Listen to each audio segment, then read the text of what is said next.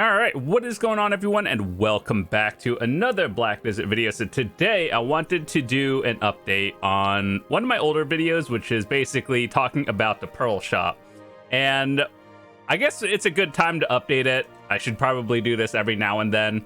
And the reason why was because right now there's a bundle going on. Basically, you spend X amount and get a bonus with it. So whether you're a new player or a veteran player, I think I wanted to talk about the essentials and things you should get if you are willing to spend money on this game. Yes, I know that people coming into this game are probably like, oh, this game is pay to win. That's what you've heard. Yes and no, that's not what we're here to talk about today. But if you are planning on, spending money on this game, I just wanted to give you a rundown of things that I might find important as a person who's played this game for many years. So anyway, with that said, if you are a new player, there are certain things that I would recommend everyone to get. And first of all, the important things is let's just go down the list and tell you what I think are important. So one thing I noticed they added was everyone can buy a second copy of the weight, so basically everyone's weight is doubled. The number one thing that I would definitely encourage people to do, if you were to think about it, should I get weight versus inventory? I truly do think that weight is a lot more important, just because you don't have to storage maid everything as often, and or you don't really need as much inventory, because if you are playing seasonals, you kind of just give it, or you get the rewards often. So let me show you a realistic example. I haven't bought any inventory in literally years, and all of these right here, it's just from playing the game, events that go on, and especially seasonals. A lot of these are from the seasons, and so I don't think that most people will really need your inventory slots. And this is what mine actually looks like on a regular. Sometimes it's more or less, but I usually keep my inventory pretty clean. And this is normally what it looks like. I'm not just dumping everything into a storage just to make a video. So yeah, I think realistically, maybe less than 100 inventory slots. You could even get away with less. Is more than enough for most people. However, weight is going to be a bigger thing, just because when you grind for an hour, chances are certain places have their trash loot heavier than the other. And if you're free to play, you can horse stack your trash loot or made it, because they give a lot of those away too. But we'll talk about that later. So back to what we were talking about. If you were to pick only one, weight versus inventory, generally I would choose weight limit over inventory. Plus they give kind of a lot of these stuff anyway. Instead of buying the expansions and all the weight stuff from the Pearl section, what you could do is just save up. If you're playing long term, you can just buy all these from the loyalties, which is the free one, which you just kind of get by playing so often. And so if you are a free to play player, a lot of the stuff you'll get is from the loyalties. And I think for the most part, every time they add a new region, there's more cities and everything. So for example, these are the newest ones, and I haven't bought any inventory spots. So what you guys can do is, for the most part, just dump all your stuff into the newer areas that you probably aren't going to use. And all of these, you probably won't need all the slots. I did buy a few extras here, but for the most part, most people won't be maxing out their storages, especially if you keep yours a lot cleaner than I do. So the next thing I wanted to talk about was the subscriptions for the game, and quotes, because they're optional. So if you've ever played another MMO, basically the equivalent would be $15 a month for a subscription, right? Monthly. The value pack is the equivalent of that. So this is something that is mostly standard, and I think this is worth it if you are planning on playing in the long term. They also have two other buffs that I wanted to talk about, and I think these are less relevant. Like, there's the Blessing of Kamasylve and the Secret Book of Old Moon. If you were to only pick one of the three, it would be the value pack. And these two are just kind of like convenience things. But I guess I'll talk about it just in case you are wondering, hey, if I were to only pick up one of these two, which one would it be? And I've always said that I value the Secret Book of Old Moon over the Blessing of Kamasylve because I think for your average player, being able to buy tent buffs and switch up your skill add-ons and everything is definitely more worth it overall in your average like day-to-day than the Blessing.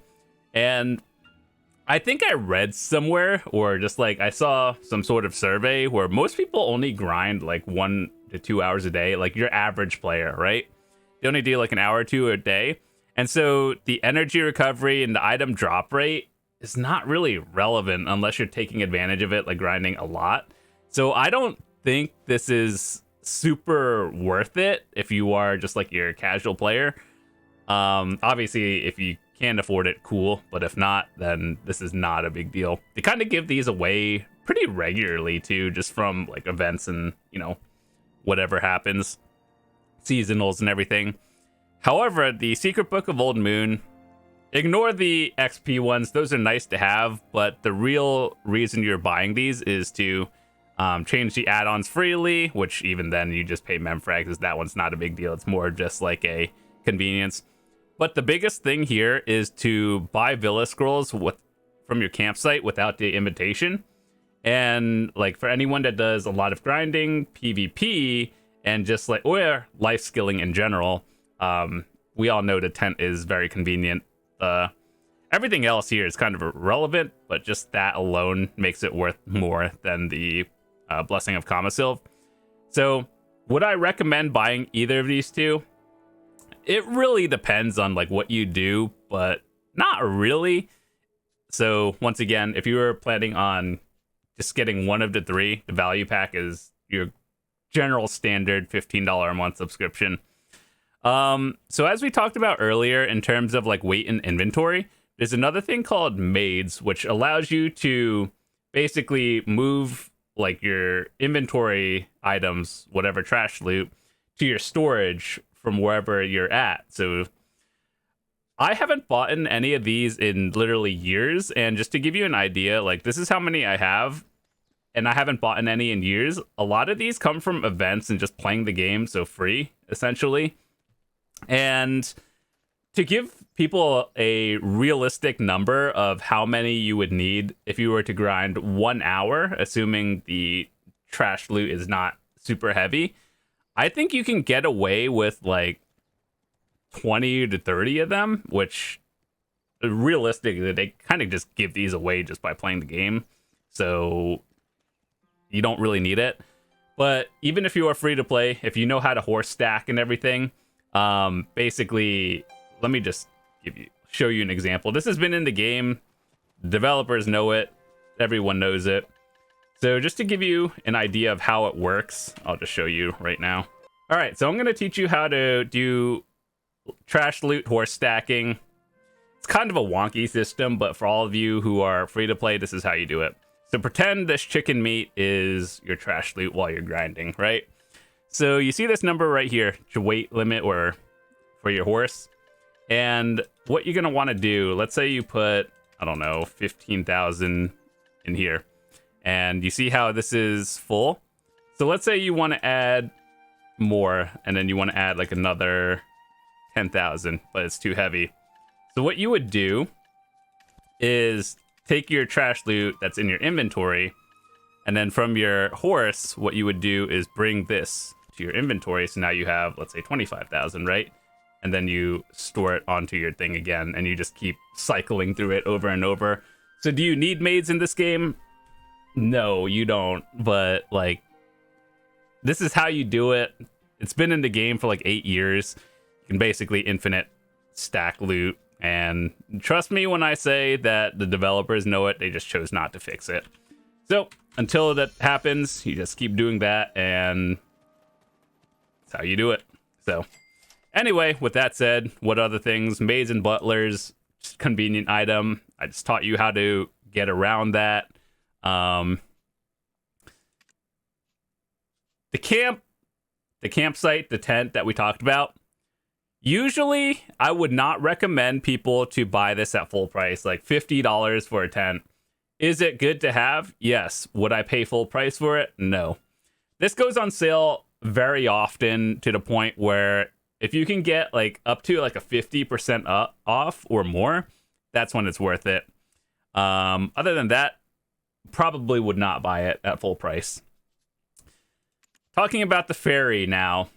This, I truly think, is the most pay-to-win thing, aside from, costumes to melt it for crons. Simply because what you're doing is RNGing fairy skills, and that is one of the most obnoxious thing to do. You guys can see my video.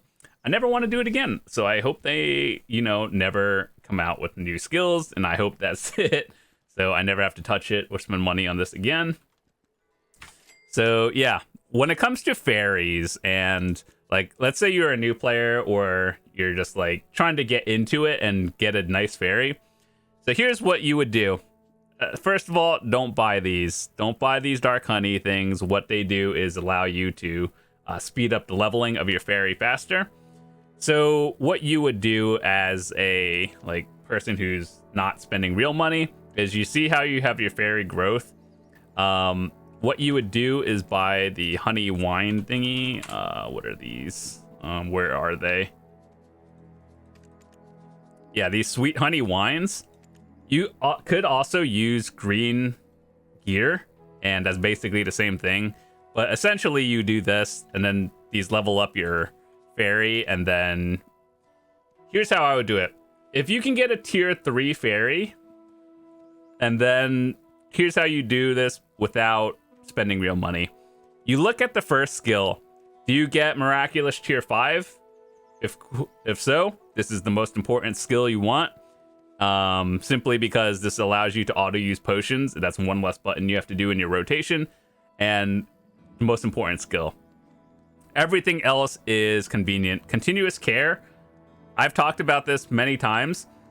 Most people will not even use 20 items in your auto use set. Like, for example, this is my realistic setup. I don't even use full elixirs all the time, but for most people, you can get away with like less than 10 items. And so I've always told people, when you're going for continuous care, ask yourself how many items you realistically will use. And let me just show you the skills right here. So it goes from 5, 8, 12, and 16. I think your average player will get away with 12 and or less. 16 is kind of for the higher end, and then if you get lucky with the continuous care 5, it's awesome.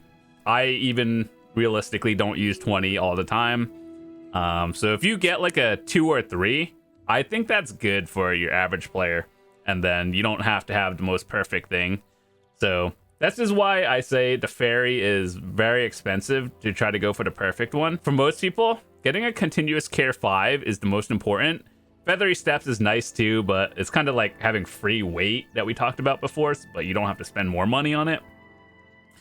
Continuous care is nice to have, but you don't need the 5. I think 4 is more than enough for most people. 2 and 3 are realistically what you would need for your average player, and then underwater breathing is kind of irrelevant. I just kind of got it, and it's nothing else I want.